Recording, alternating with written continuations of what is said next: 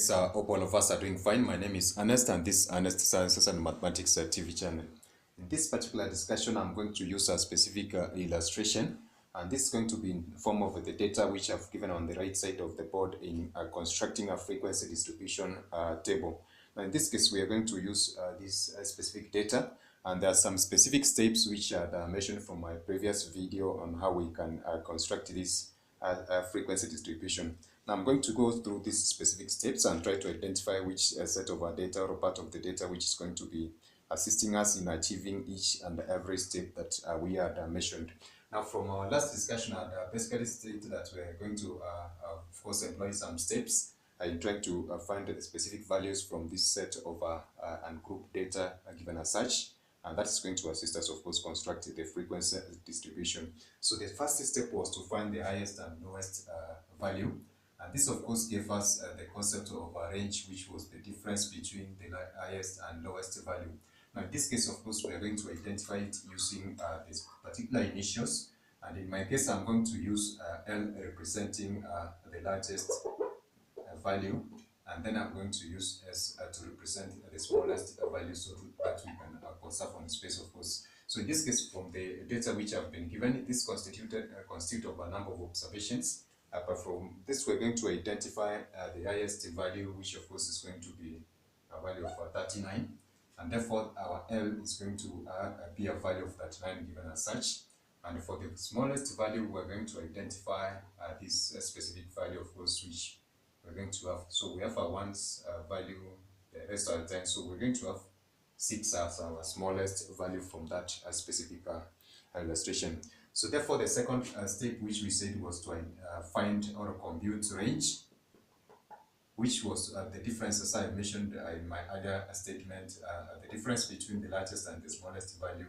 So this implies basically 39 minus 6. So therefore, our range is going to be given as 33. And then we're going to select the number of classes desired. And I mentioned that we have two basic, or we can identify the number of classes by confining ourselves within the number of 5 and 20 classes, or we can use the Sturge's formula, which is basically 1 plus 3.32, the logarithm of the number of observations given as such. And in our case, I'm going to use the Sturge's formula, of course, which is going to assist us identify the number of classes. So in this case, if we try to look from our data, we're going to have the number of n, which is the number of observation ranging between this. So we're going to do a count, which is 1, 2, 3, 4, 5, 6, 7, 8, 9, 10 by 2. So our value for n is going to be equivalent to 20. So therefore, doing a substitution for this, the number of classes is going to be 1 plus 3.32, the logarithm of 20.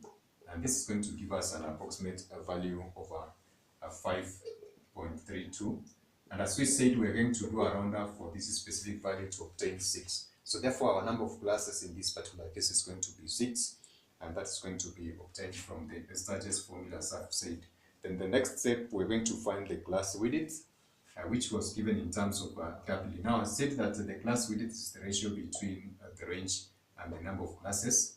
Now that we have obtained our range to be 33, we're going to have this ratio represented as 33 over 6. And of course, this is going to give us the value of 5.5. And as I said, we're going to do a roundup of this specific value as well to obtain the value of 6, which is going to form our class width given as such. So after having performed this, we're going to select what we refer to as a starting point.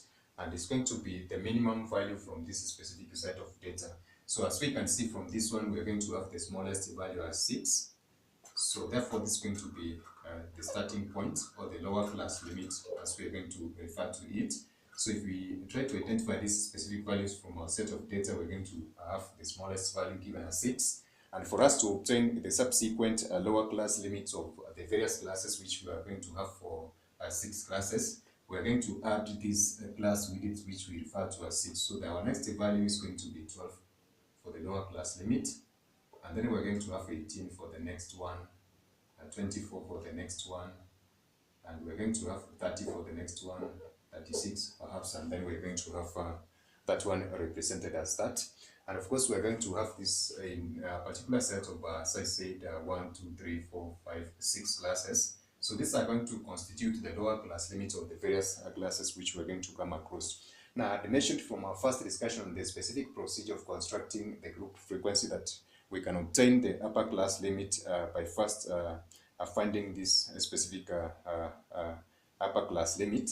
So in case we are going to identify this, then it's going to be given in terms of the upper class limit is equivalent to 12 minus u. And I've said that the value for you are going to assume values of 1, 0.1, 0.001 going in that particular order.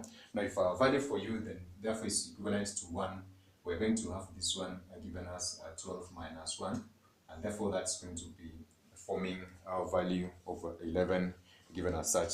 And this is going to form our upper class boundary for the first class, and we're going to perform this subsequent operation of subtracting by u from these various of course values to obtain our upper class boundary.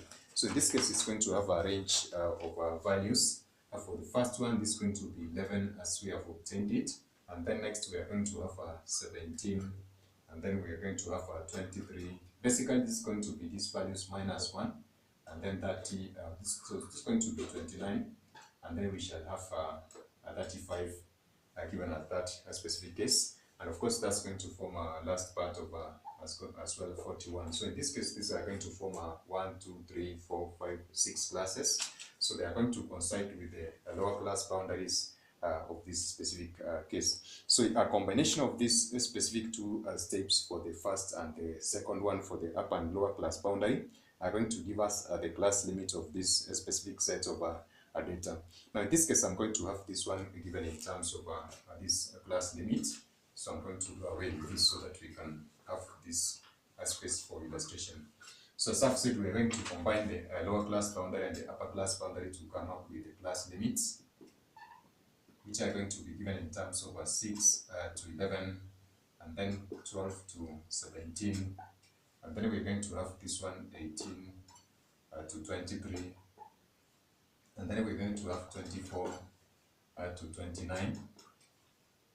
This is going to be 30 to 35, and then we shall have this one as 36 to 41 given as such. So these are going to constitute our class limits which we have obtained from this specific procedure for treating data, and then there are going to be 1, 2, 3, 4, 5, 6 classes given as such.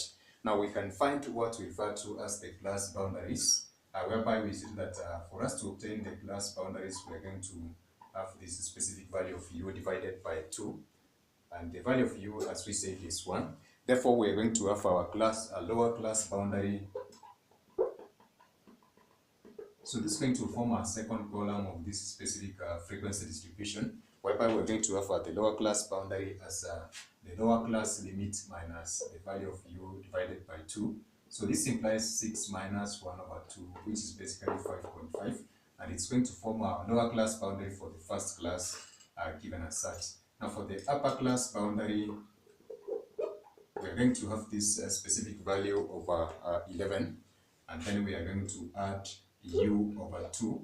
So basically implying 11 plus a half, which is equivalent to 11.5 given as such. So in this particular case, then therefore we can construct what we refer to as the class boundaries using the difference between this one and this one. Therefore, for the first class, we're going to have a class boundary given as 5.5 to 11.5 given as such. And the subsequent, of course, boundaries are going to be obtained using this specific procedure by minusing this u over 2 from the lower class boundary and adding u over 2 to the subsequent, of course, upper class boundary given as such. And the next, perhaps I can give it, so I'm going to give it as well, just as the class limit, by having it as the class boundaries given as the class boundaries. So for the lower class limit, for this one, we're going to have 5.5 to 11.5. And we can add this specific, of course, class width in order to obtain the various boundaries which we had mentioned. So the difference between this one and this one, as you can see, is going to be 6. And therefore, we're going to have this one as 11.5 to 17.5. And this is going to be 17.5 to 23.5, and then we shall have 23.5 to 29.5, and then we shall have 29.5 to 35.5, and then lastly we're going to have 35.5 to this one 41.5. So the difference between this one is going to be basically the class width, and as we're going to see, there's no difference between the upper class boundary of the lower class and the lower class boundary of the next class given as such. So the difference is going to be 0. So therefore they are going to constitute over one decimal place. And then next we are going to see that there's no difference between the upper class boundary of the first class and the lower class boundary of the next class, which is going to give us a 0 value. So from this one, having obtained the column for the class limits and the class boundaries, we're going to do a tally by obtaining the various numerical values for the tallies, perhaps in putting them in terms of the frequency columns, and of course that's going to be assisting us in obtaining other values from this specific arrangement.